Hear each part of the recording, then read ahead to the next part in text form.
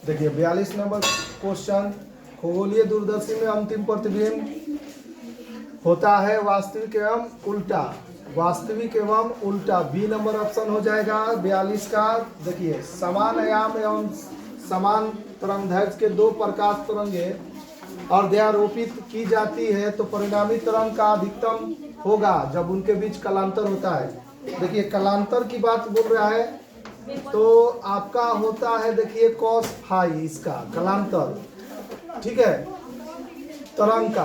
तो देखिए cos phi होता है तो देखिए कॉस में अधिकतम मान कितना होगा, 0 होता है अधिकतम मान। तो इसका आंसर हो जाएगा कॉस फाई के रूप में तोड़िए 0 रखिए।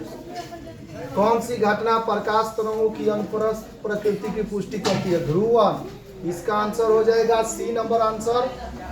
देखिए ध्रुवित प्रकाश में कंपन तल तथा ध्रुवण तल के बीच कोण होता है 90 डिग्री होता है। इसका आंसर हो जाएगा सी 45 का। 46 नंबर, प्रकाश वैद्युत उत्सर्जन की घटना में आपतित प्रकाश की तीव्रता बढ़ाने पर प्रकाश वैद्युत धारा का मान बढ़ता है। तीव्रता अगर बढ़ाते हैं तो इसका मान बढ़ती है, ठीक है। ये नंबर उसका आंसर हो जाएगा। 47 नंबर देखिए, निम्नलिखित में किसका निरोधी विभव सबसे कम होता है। देखिए जिसका विचलन कोण सबसे कम होता है उसका निरोधी विभव उतना ही कम होता है। तो लाल प्रकाश का विचलन कोण सबसे कम होता है, इसलिए इसका निरोधी विभव भी क्या होगा, सबसे कम हो जाएगा, ठीक है। द्रव्य तरंग का तरंगदैर्घ्य बराबर होता है लैम्डा बराबर होता है h/p, ठीक है। इसका आंसर हो जाएगा आपका ए।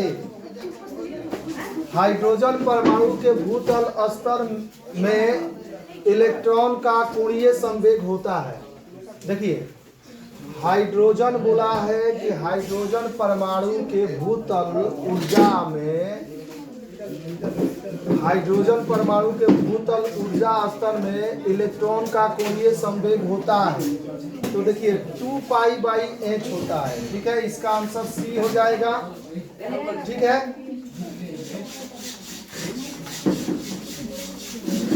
हाइड्रोजन स्पेक्ट्रम की लाइमन श्रेणी पड़ती है, ठीक ना। देखिए पराबैंगनी क्षेत्र में आपका पड़ता है, ठीक है ना। स्पेक्ट्रम लाइमन श्रेणी पड़ती है किसमें, पराबैंगनी क्षेत्र में। अल्फा कण का आवेश प्रोटॉन के आवेश का कितना गुना होता है। देखिए अल्फा कण का जो आवेश होता है वो प्रोटॉन का 2 गुना होता है, ठीक है। देखिए 1 MU के तुल्य ऊर्जा होती है 931 मेगा इलेक्ट्रॉन वोल्ट। इसका आंसर हो जाएगा डी। 52 का हो जाएगा आंसर डी। सूर्य की विकिरण ऊर्जा का स्रोत है। सूर्य का विकिरण की ऊर्जा, जो सूर्य का विकिरण की ऊर्जा मिलती है वो नाभिकीय संलयन की क्रिया पर मिलती है। तो इसका आंसर हो जाएगा डी, ठीक है। पी टाइप अर्धचालक वैद्युत रूप में होता है तो देखिए उदासीन होगा, क्योंकि इसमें बाह्य रूप से अर्धचालक मिलाइएगा तब ये चालक बनता है, नहीं तो पी टाइप का अर्धचालक क्या होता है, उदासीन होता है। जब तक ले बाह्य रूप से इसमें मिलाइएगा नहीं तब तक ले ये क्या होगा, चालक नहीं बनता है। जर्मेनियम डायोड का प्राचीर विभव लगभग होता है। तो देखिए प्राचीर विभव की बात बोल रहा है,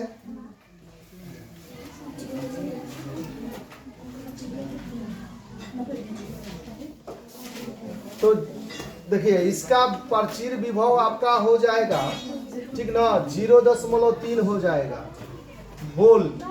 जर्मेनियम डायोड का प्राचीर विभव कितना हो जाएगा, 0.3 वोल्ट।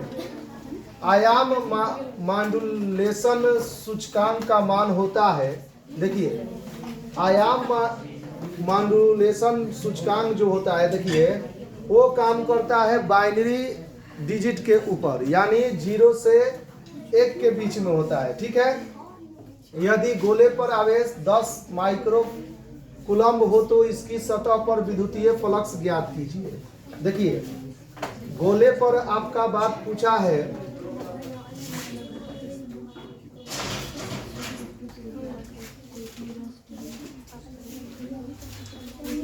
Q का मान दिया है 10 माइक्रोफैराड, ठीक है। तो यहां से निकाल लीजिए फाई बराबर होता है, आपका विद्युतीय फ्लक्स बोला है, विद्युतीय फ्लक्स बोला है, तो फाई बराबर होता है Q बाटा में एप्सिलॉन नॉट, ठीक है।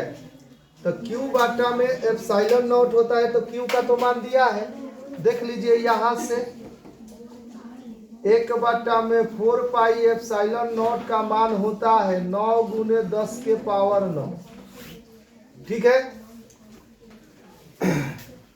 हम क्या कर देते हैं, इसमें 4 पाई से हम लोग गुणा कर देते हैं, तब 4 पाई से गुणा कर देते हैं, तो 1 बटा में देखिए 1 बटा में 4 पाई ऊपर से गुणा हम कर दिए, ठीक है। और ये वाला देखिए आपका क्या हो जाएगा, कट जाएगा,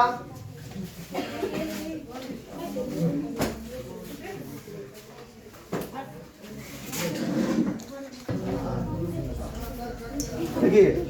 तो ये वाला हम लिख दिए हैं कहाँ पर, यहाँ पर लिख दिए हैं, तो यहाँ तो ये गायब हो जाएगा, यानी बचेगा 1 बटा में एप्सिलॉन नॉट 9 गुने 10 के पावर 9 4 पाई, ठीक है। अब यहाँ पर देखिए 1 बटा में एप्सिलॉन नॉट का मान निकाल दिए, तो 1 बटा एप्सिलॉन नॉट का मान आ गया 9 गुने 10 के पावर 9 गुने 4 पाई, कूलम का मान दिया है 10 माइक्रो फैराड, तो 10 के पावर -6 हो जाएगा, माइक्रो को तोड़ दीजिएगा तो देखिए यहाँ से गुणा कीजिए 36 पाई, और देखिए 6 इधर है, घटा दीजिए 3 बचा, 1 10 इधर, तो 10 के पावर 4 हो जाएगा, ठीक है ना। 10 के पावर 4 यहाँ पर हो आपका आंसर है, तो 57 का आंसर हो जाएगा आपका, 57 का आंसर हो जाएगा ए। देखिए स्वप्रेरकत्व एल तथा कोणीय आवृत्ति ओमेगा के गुणनफल की इकाई होती है, ठीक है। स्वप्रेरक और कोणीय आवृत्ति गुणनफल की इकाई होती है। देखिए ये आपका बोल रहा है क्या, यानी इसका जो होगा आप ओमेगा एल का मान निकालिए,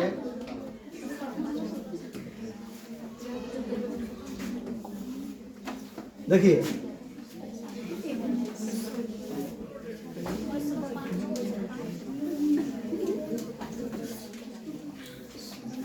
एल ओमेगा एल यानी होता है आपका एक्सेल बराबर होता है ओमेगा एल, ठीक है।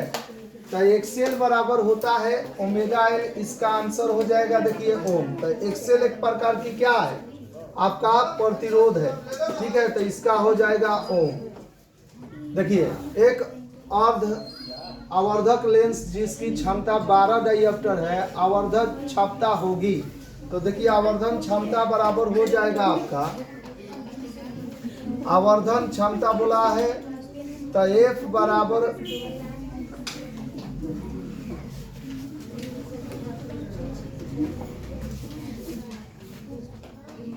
देखिए एम बराबर सूत्र होता है 1 प्लस डी बाई एफ, ठीक है, 1 प्लस डी बाई एफ।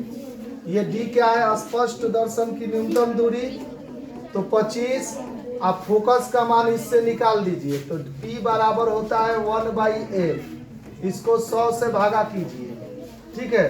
और यहाँ पर आपका मान दिया है 12, तो 12 ऊपर चला जाएगा 100 बटा में एफ, तो एफ का मान आ गया 100 बटा में 12, तो यहाँ पर रख दीजिए,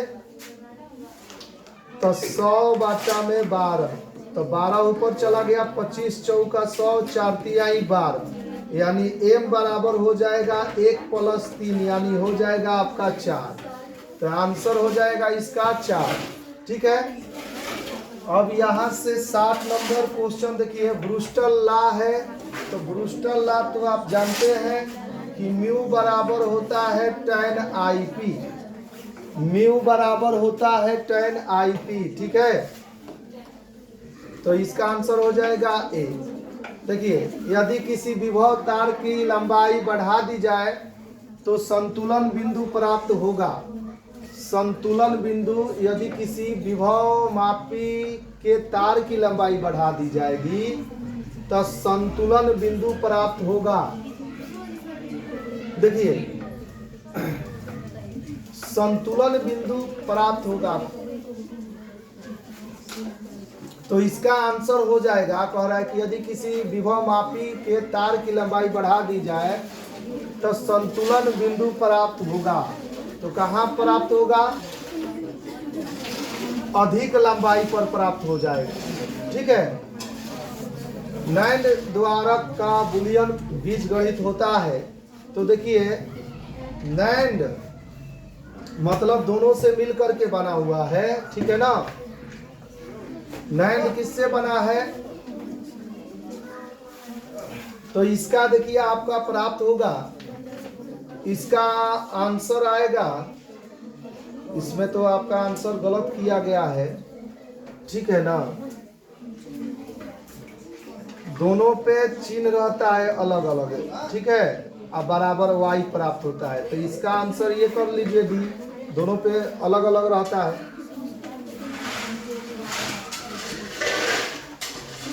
चलिए, एक समतल तरंगाग्र निम्न में से किसका भाग है? देखिए, एक समतल तरंगाग्र जो होता है आपका गोलीय तरंगाग्र और बेलनाकार तरंगाग्र होता है। तो इसका आंसर आपका हो जाएगा 63 का आंसर हो जाएगा आपका सी। 63 का आंसर क्या हो जाएगा? सी हो जाएगा, ठीक है। देखिए, ये क्या बोला है? ये है आपका नैंड गेट, ठीक है। नैंड गेट का देखिए बुलियन होता है डी, उसमें भी यही था तो उसमें गलत कर दिया था। तो इसका आंसर हो जाएगा 64 का डी हो जाएगा, ठीक है। 64 का आंसर हो जाएगा डी।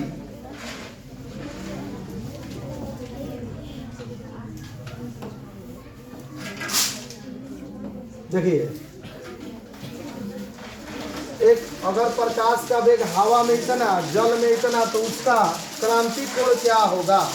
तो देखिए, क्रांति कोण बोला है तो साइन, देखिए निकाल लीजिए, साइन आई बटा में साइन आर बराबर हो जाएगा, ये है आपका माध्यम में, तो माध्यम में 2 × 10⁸ मीटर प्रति सेकेंड और निर्वात में हो जाएगा 10⁸ मीटर प्रति सेकेंड। यहाँ पर हो जाएगा आपका 90 डिग्री और हल करके इसको निकाल लीजिएगा, ठीक है।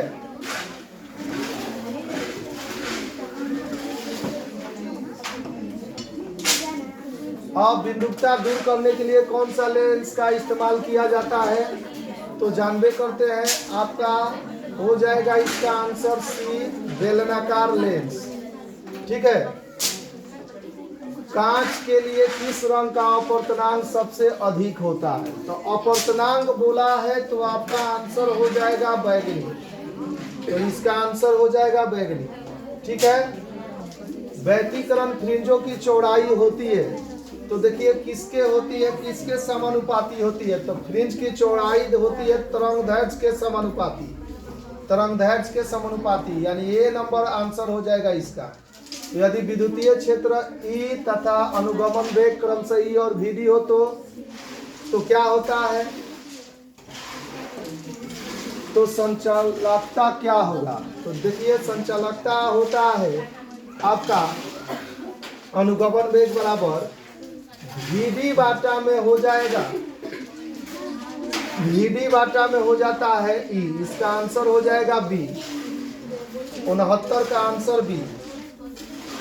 किसी एलसीआर परिपथ में ऊर्जा का क्षय होता है, तो एलसीआर परिपथ में ऊर्जा का क्षय किस रूप में होगा? तो होगा आपका देखिए प्रतिरोधक के रूप में। किस रूप में? प्रतिरोधक के रूप में। किस रूप में? आंसर हो जाएगा प्रतिरोधक के रूप में, ठीक है। ये मॉडल सेट फर्स्ट कंप्लीट हो गया, अब सेकंड आज से बनेगा, ठीक है।